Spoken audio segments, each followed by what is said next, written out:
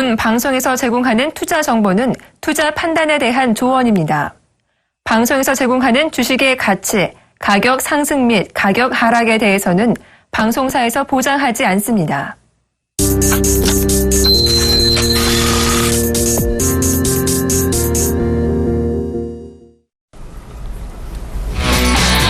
시장이 한 이슈가 될 만한 종목, 시장이 한 이슈가 되고 있는 종목 5개 골라서 그 가운데 지금 사도 괜찮은 탑픽 딱 하나까지 짚어드리는 즉시 탑5 시간이 돌아왔습니다.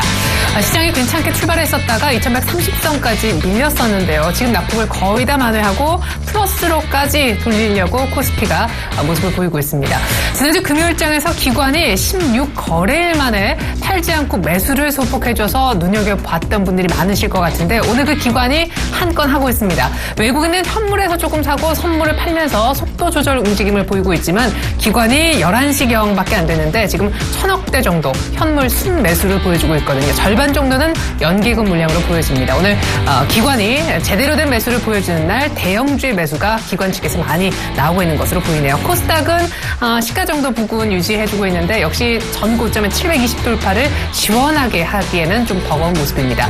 옐런 의장이 우리가 쉬는 동안 그런 얘기했죠. 연내 기준금리 올릴 거라고요. 어느 시점인지는 의견이 여전히 분분합니다만은 저금리 기조가 계속되지 못할 수도 있겠다. 불안감에 저금리 수혜주라고 볼 수 있는 증권과 건설이 오늘 동반에 무너지는 모습도 특징주 가운데 하나가 되겠는데요.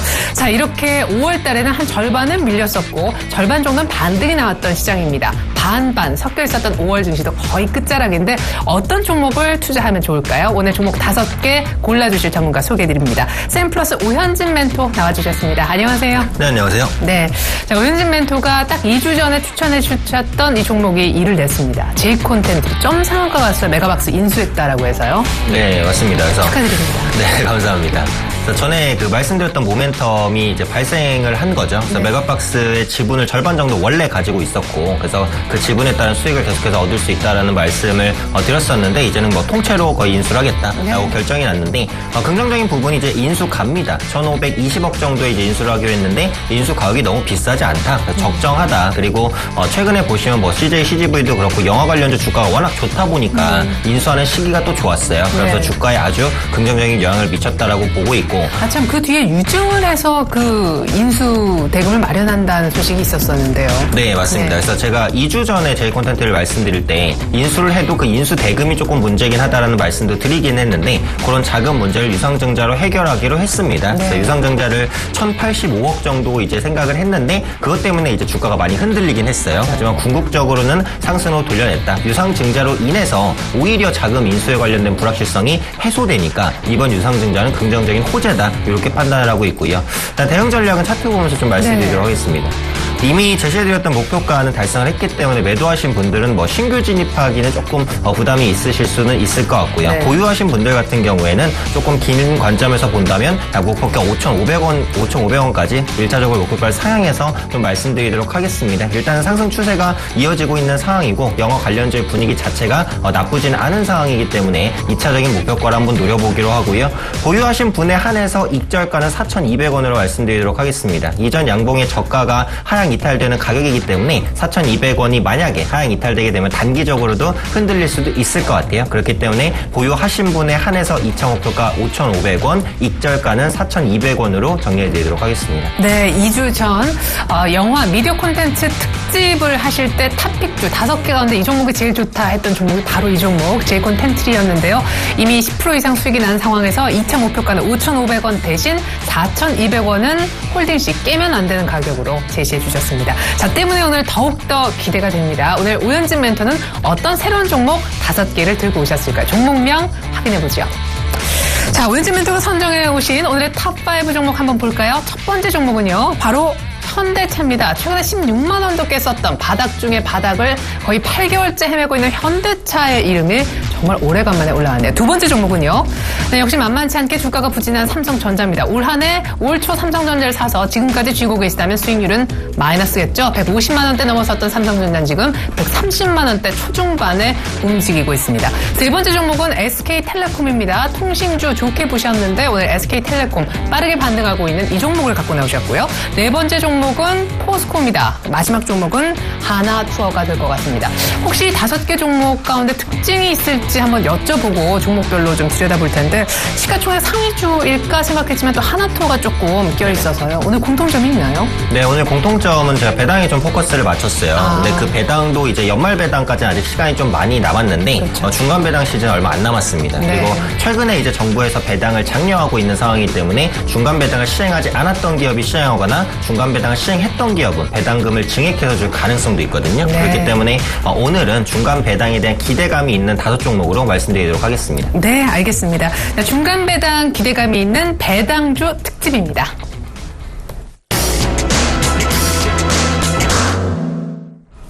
네, 배당주 특집, 특별히 중간 배당을 노리고 종목 5선 추려오셨다고 얘기하셨는데요. 탑1, 첫 번째 종목은요? 네, 바로 현대차입니다. IR, 1분기 IR에서 올해 처음 중간 배당을 시행할 거다. 긍정적으로 검토하겠다. 이런 얘기를 했었죠. 근데 이제 딱 시기가 온 것 같습니다. 네, 그래서 현대차는 참 제가 상장된 전체 종목 가운데 가장 좀 안타깝게 생각하는 종목입니다. 정말 저평가는 저평가대로 돼 있고 자동차 생각보다 그렇게 엄청 안 팔리거나 그런 것도 아니에요. 아니, 맞아. 최근에 주말에 나온 뉴스 보니까 중국에서 네. 거의 9개월 만에 GM제 치고 판매 2위로 올라섰다고. 네, 맞습니다. 네. 그래서 글로벌 판매도 나쁘지 않고요. 요즘에 내수 판매도 신형투싼 때문에 좀 방어하는 모습들도 나타나거든요. 네. 그래서 그런데도 불구하고 정말 징글징글하게도 주가가 안 올라가고 있는 게 이 현대차다 말씀드릴 수 있을 것 갖고 같은데. 계신 분들 얼마나 답답하시겠어요. 맞습니다. 그래서 저는 이제 현대차에 대한 시각은 똑같긴 해요. 그래서 길게 본다면 충분히 지금 수준에서는 분명히 레벨업 할 것이다. 이렇게 판단을 하고 있고요. 일단 오늘 배당 관련 이슈부터 조금 말씀을 네네. 드리면 언급해 주신 대로 올해 처음 중간 배당이 실시가 될 것 같습니다. 근데 배당액이 얼마일지는 아직 확정은 안 됐어요. 근데 약 2, 3천 원 정도 시행하지 않을까. 그래서 시가 배당 한 1, 2% 정도 기대해 볼 수 있지 않을까. 이렇게 판단을 하고 있고요. 네. 한전부지 인수 이후에 이제 그 현대차에서 주주환원 정책이 아주 적극적이죠. 자사주 매입을 한다든지 뭐 매입 후 소각에 대한 기대감도 가져볼 수 있겠고요. 네. 향후 무상증자라든지 연말 배당 확대 그리고 중간 배당 최초 시행까지 앞으로도 주주환원 정책은 지속적으로 일어날 것으로 보여지고 있기 때문에 이런 부분들이 단기적으로는 주가에 좀 도움이 될 수 있겠다 판단하고 있고요. 다만 지금 완성차 업체의 가장 큰 악재라고 한다면 역시 엔저가 아닐까 싶습니다. 그래서 BOJ 회의에서 더 이상 추가적인 완화 정책을 시행하진 않았지만 언제든지 추가적인 완화 정책을 시행할 수 있다는 그 뉘앙스 구로다 총재가 지속적으로 시장 참여자들에게 주고 있거든요. 네네. 그래서 엔화가 다시 한번 약세로 가면서 분명히 경쟁 관계에 있는 일본 차들에 비해서 이제 한국 차가 잘 팔리지 않을 것이다라는 불안감 작용하고 있다라고 보시면 될 것 같고요. 다만 이제 긍정적인 측면을 보자면 내수 점유율 40%대를 다시 회복하는 모습이 나타났다라는 겁니다. 그리고 최근에 트렌드가 또 무인차인데 네. 이 무인차 부분에 있어서도 현대차는 세계 글로벌 기업의 변주어도 뒤지지 않을 만한 기술력을 또 가지고 있어요. 그래서 이런 부분에 있어서 장기적인 경쟁력도 좀 유효하다. 그리고 마지막으로 말씀드릴 부분이 이제 투싼의 판매 호조죠. 지난달 9,200대 상당히 많이 팔렸습니다. 그래서 쌍용차 티볼리와 함께 이제 RV 시장을 좀 선도하고 있다라고 보시면 될 것 같고 네. 향후 RV 라인업이 지속적으로 확충되면서 이제 점유율을 조금 더 회복하는 모습들도 나타날 것 같으니까요. 지금 관점에서 현대차를 매수하시긴 분명히 무리가 있습니다만 상승 추세로 좀 전환되는 시점에 있어서는 진입도 해볼 만하지 않을까 판단하고 있습니다. 네, 아닌 게 아니라 현대차 주가가 왜 이렇게 싼데 아무도 안 볼까 하고 N1 환율 차트를 열어보니까 또 지금 900원이 깨져 있네요. 네, 맞습니다. 그래서 이 엔화 약세가 금방 해소될 것 같지 않아요. 근데 그러니까. 반대로 말하면 이 환율 부담이 해소되는 시점에서는 빠르게 반등할 수도 있으니까 환율 추이는 좀 지속적으로 체크해 보시면 좋을 것 같습니다. 네, 이렇게 해서 저희가 첫 번째 중간 배당을 노려라. 굉장히 양호할 것으로 보여지는 중간 배당 측면에서 또 주가도 바닥권이 아니라 거의 초바닥 구간에 있는 현대차를 첫 번째로 살펴봤습니다.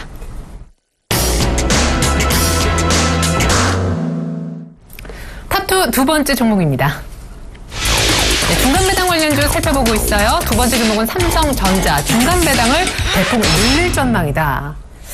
그래요. 삼성전자도 사실 정부의 정책에 발맞춰서 중간 배당 자체도 늘릴 계획에 있는데 지금 역시 배당액 자체가 결정되지는 않았죠? 네, 역시 결정되지 않았습니다. 지금 중간 배당이 결정된 업체는 없어요. 네네. 지금 예상치로 이제 계속 말씀을 드릴 네. 수밖에 없고요.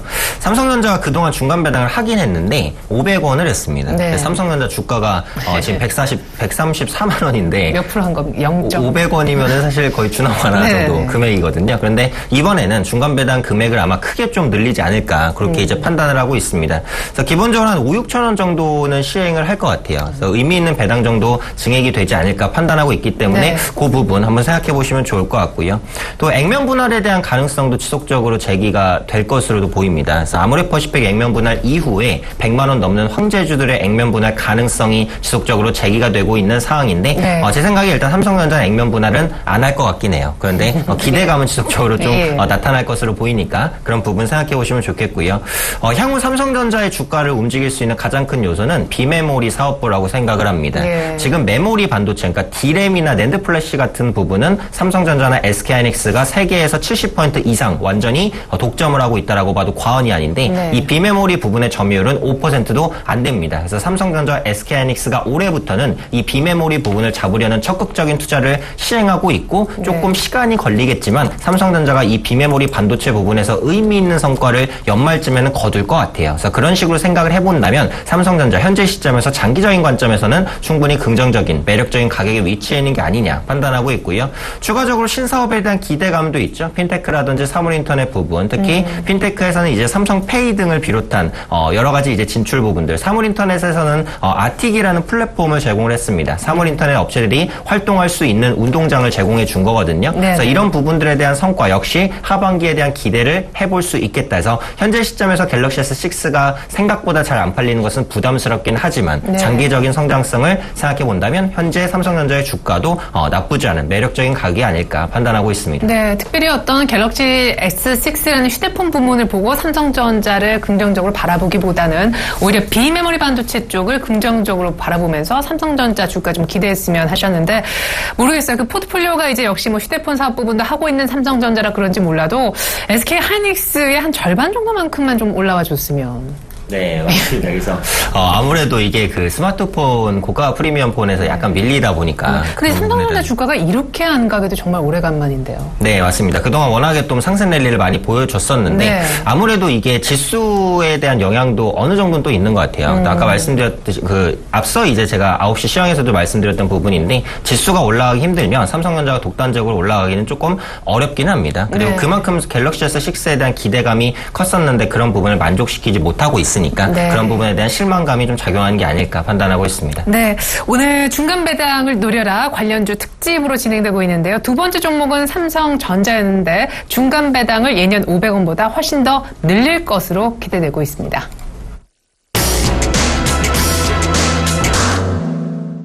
중간 배당 관련주 세 번째 종목입니다. 탑3 세 번째로 들여다볼 종목 SK텔레콤이네요. 중간 배당 한 4,000원 정도 수준에서 시행하지 않을까. 자, 사실 통신주 가운데 주가 흐름을 놓고 보면 바닥지고 빠르게 올라오는 종목은 단연 SK텔레콤이잖아요. 네네. 예, 근데 배당에 대한 기대도 있네요. 네, 맞습니다. 전통적인 고배당주. 네, 맞습니다. 그래서 연말 배당뿐만이 아니라 이제 중간 배당에 대한 기대감도 있어요. 네. 역시 액수가 확정은 안 됐습니다만 제 생각에 한 4,000원 정도는 배당을 시행하지 않을까 이렇게 판단을 하고 있습니다. 네네. 그래서 그동안 이제 통신주가 많이 밀렸죠. 그래서 KT와 LG U+, SK텔레콤까지 통째로 밀리는 모습이었는데 아무래도 저가 요금제 출시가 가장 컸죠. 2만 원대의 유무선 무제한 통화 요금제를 통신 3사가 모두 내놨습니다. 네. 그래서 과거에는 5, 6만 원 정도를 줘야지 유무선 무제한 통화가 됐어요. 그런데 이젠 2만 원대에 됐다고 하니까 분명히 이제 크게 수익성에 문제가 생기는 게 아니냐 이런 우려감이 강력하게 반영됐다라고 보시면 되겠고요. 예. 반대로 이제 긍정적인 측면도 생각을 해볼 수 있습니다. 첫 번째로는 마케팅비 감소에 따른 비용 절감인데 단통법 시행 직후에는 마케팅비가 크게 줄어들지는 않았거든요. 네. 그런데 이제는 단통법이 정착이 되면서 실제로 통신사들의 마케팅 비용이 상당히 하향 안정화되고 있는 추세입니다. 그런 관점에서 이제 비용 절감에 대한 기대감을 들 수 있겠고요. 두 번째로 4G의 투자가 마무리되면서 당분간 대규모 투자가 불필요하다는 점도 긍정적이다라고 말씀드릴 수 있을 것 같아요. 예전에는 LTE 망 구축 때문에 뭐 상간이라든지 오지라든지 이런 데까지도 이제 LTE가 돼야 되니까 네, 이런 투자가 많이. 망구충 네 맞습니다. 망구충 비용이 어마어마하게 들었는데 네. 이제 선제적인 투자가 거의 끝났다고 보시면 됩니다. 그렇다면 당분 당분간 대규모의 투자 자금이 집행될 일도 별로 없을 것이다라는 점도 역시 비용 절감에 대한 기대감 가져볼 수 있겠고요. 무엇보다도 단통법 시행 이후에 평균 가입 기간이 약 4, 5개월 정도 상당히 증가했습니다. 그러면서 실적의 안정성을 확보하고 있다. 그렇다면 기존의 가입자를 가장 많이 확보하고 있는 SK텔레콤의 어쨌든 호재다라고 판단을 하고 있어요. 그래서 요금 인하에 대한 부정적인 부분도 있지만 방금 말씀드린 비용 절감이라든지 아니면 안정적 이익에 대한 긍정적인 기대감도 있기 때문에 이런 부분들이 이제 최근에 주가 그 반등을 좀 말하고 있는 게 아닐까 판단하고 있습니다. 네, 발빠른 움직임을 보이고 있는 외국인이 최근 들어서 굉장히 관심을 보이면서 급반등하고 있는 SK텔레콤 얘기를 한번 들어봤습니다. 4월 말 이후에 거래도 많이 늘고 있는데요. 중간 배당 한 4,000원 정도 수준에서 시행하지 않을까 기대를 모은 그런 종목이었습니다. 탑3 세 번째 종목은 SK텔레콤이었습니다.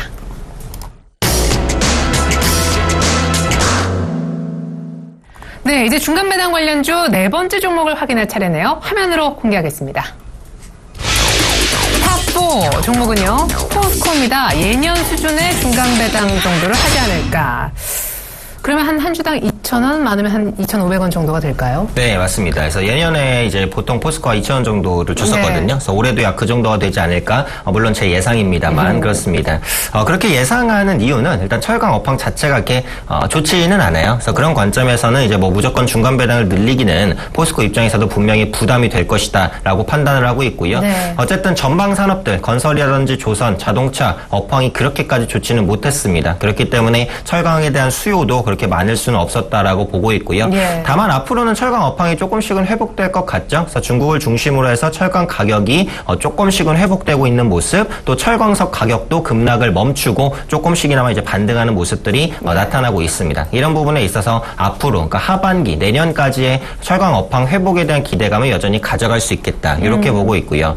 무엇보다도 저는 포스코와 현대제철 같은 철강주를 지금 관점에서 긍정적으로 보고 있는 이유가 있는데 예. 바로 중국의 정책입니다. 그래서 중국이 지금 1대1로 정책이라고 하는 육상과 해상의 실크로드를 놓기 위한 아주 대규모 프로젝트를 진행을 하고 있는데요. 네. 각 국가를 잇는 이제 도로라든지 교량을 건설한다라는 겁니다. 어마어마한 철강이 필요해요. 그만큼 공급에 대한 공급 과잉에 대한 부분을 해소할 수 있는 여건이 마련되고 있다. AIIB라고 하는 아시아 인프라 투자은행도 이미 만들어지고 있죠. 그래서 네. 그런 관점에서 신흥국에 대해서 SOC 투자나 교량 투자 지속적으로 진행된다면 철강의 수요는 늘어날 수밖에 없을 것이다라는 관점에서 포스코가 직접적이든 간접적이든 수혜를 받을 수 있을 것이다 판단하고 있고요. 끝으로 유동성이 좀 회복될 거라는 기대감이 있는 게 포스코 건설의 지분을 사우디 국부펀드에 약 1조 원 정도 매각할 것으로 보여지고 있습니다. 앞서 말씀드렸듯이 지금은 철강 업황이 별로 좋지는 않기 때문에 현금 흐름이 그렇게 좋지 않거든요. 네네. 그래서 그런 부분들을 회복할 수 있다라는 관점에서 현금이 확보되는 모습도 좀 긍정적이지 않을까. 포스코 장기적으로 봤을 때 충분히 가격 메리트가 있는 구간이다 판단하고 있습니다. 네, 어떻게 하다 보니까 오늘 대형주 가운데 무거운 종목들을 중간 배당 관련해서 살펴보고 있는 것 같긴 한데 궁극적으로는 다들 주가가 올라설 수밖에 없을 거다. 그런 식으로 내용이 지금 전개가 되고 있습니다. 비핵심 자산을 지금 매각하면서 구조조정을 꾀하고 있는 네 번째 종목 포스코 얘기가 있었습니다.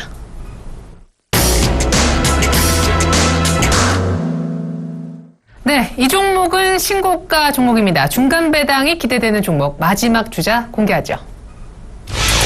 탑5 마지막으로 살펴볼 중간 배당 관련주 하나투어입니다. 이익 개선에 힘입어 배당도 늘릴 거다.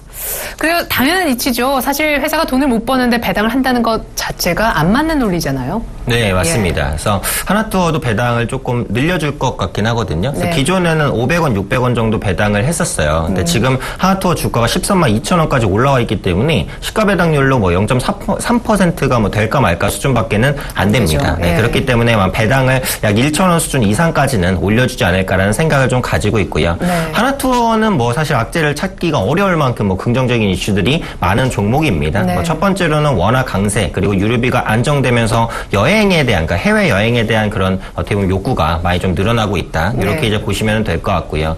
특히 5월달 같은 경우는 뭐 휴일이 굉장히 많았어요. 그렇죠. 어제 같은 경우도 석가탄신일이면서 토일 월이 이제 연휴로 묶였었고, 황금 연휴. 네, 네. 맞습니다. 그래서 5월 초에는 근로자의 날도 있었고 어린이의 날도 있었고요. 네. 그래서 그러면서 이제 5월달에 해외 여행 수요가 거의 폭증을 했습니다. 그래서 그런 관점에 있어서는 기대감이 좀 많이 모멘텀이 반영이 됐다라고 보시면 될 것 같고 여행 이외의 모멘텀도 많아요. 예를 들면 호텔이라든지 면세점 사업 부분에 진출하면서 외형 확장을 꾀하고 있다라는 부분입니다. 특히 호텔 같은 경우에는 종로나 명동에서 관광 호텔을 운영을 하고 있는데요. 여기에 더해서 향후 비즈니스 호텔을 중심으로 좀 확장하려는 움직임들 나타나고 있다라고 보시면 되겠고 또 면세점 같은 경우 이제 입찰권을 따낼 수 있을지 없을지가 관건이기는 한데 네. 어쨌든 입찰권을 따내기 위한 그런 움직임에 돌입했기 때문에 이 입찰권을 확보하게 된다면 충분히 하나투어의 추가적인 모멘텀도 될 수 있겠다라고 보고 있고요.